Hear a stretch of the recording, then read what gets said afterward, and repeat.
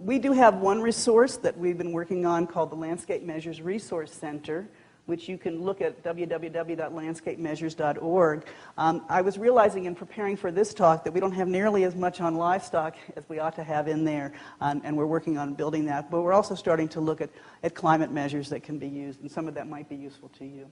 Just to finish off, just to let you know a little bit about who we are, we do work internationally and only began working in the U.S. over the last 2 years, although many of my colleagues have worked for a long time in the United States.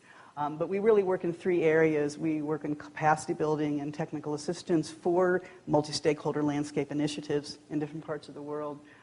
We work on research and impact assessment to figure out what's working and what isn't working, and support efforts to do landscape monitoring and assessment.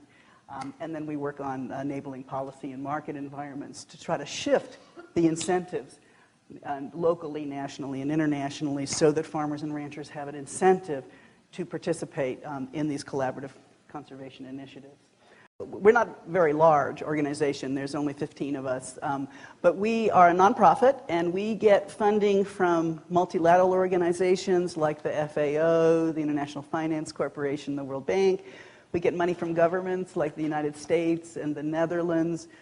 We get funding from a number of other NGOs like WWF and Conservation International, the World Agroforestry Center, those kinds of groups, and from grant-making organizations like the Packard Foundation and the Rockefeller Foundation and groups like that. So, and we also get money from private individuals, and we would be delighted to accept any donations that anybody would like to make after you've given something to the Quivira Coalition. So.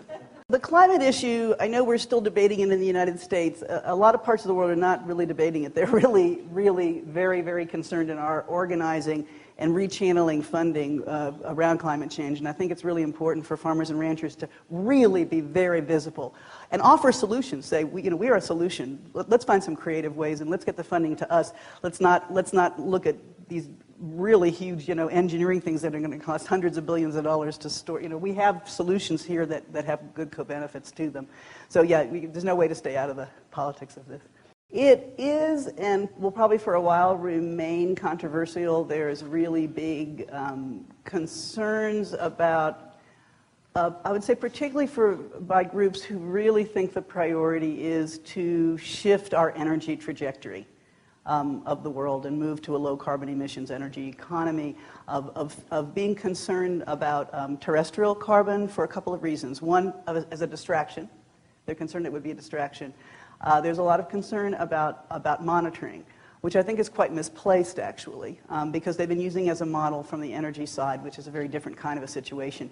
In my view, we're talking about terrestrial sequestration happening at such a large scale that small errors of measurement would not be so significant.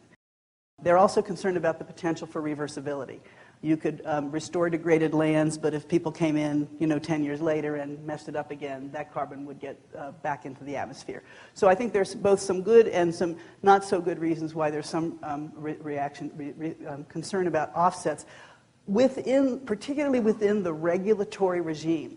So the European trading system for carbon has never included any kind of terrestrial carbon in their program. People have been pushing them, wanting to expand it because the monitoring methodologies have gotten so much better. They're still not perfect, but they're way much better. And I think there's still a lot of political concern about incorporating it into regulatory systems.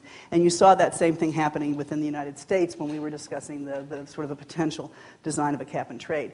I think, however, what you see a lot of support for at the international level are alternative mechanisms to finance and support terrestrial carbon. The main concern has to do with making it possible for an oil company to get credits by having ranchers do it rather than reducing their emissions themselves. That's the main source of contention. But I think there's a lot of interest. The big problem is that the really, really big money is in carbon offsets. And the money, other sources of money, really needs to come from the public person, from taxpayers. And I think that's been the big concern about people who've been trying to push to get terrestrial carbon into the regulatory markets, because actually carbon is the largest single commodity in the world right now in terms of financial value. And so there was a desire that can we access that for sustainable land management? So there's a lot of people still pushing for that. But I think what you see right now is let's use other mechanisms. Let's use voluntary payment systems, markets. Let's use national programs to support governments. Let's use support the developing world to have, but again, these are all mostly going through public programs. And I think there's a desire to not have the whole answer to climate change be done within the public sector. So I think we're still in a very much an early stage. Also, there's been a huge change in the last 2 years politically around agriculture and the international. It wasn't even present. There were like no farmers at the United Nations Framework Convention meetings at all. And that's really changing now, and they're going to start they're probably going to start a technical program that will look more systematically. There's a global alliance for research now for reducing emissions from agriculture. I don't think they're doing too much yet, are they, Constance, with livestock? But they will. They are for intensive feedlot operations.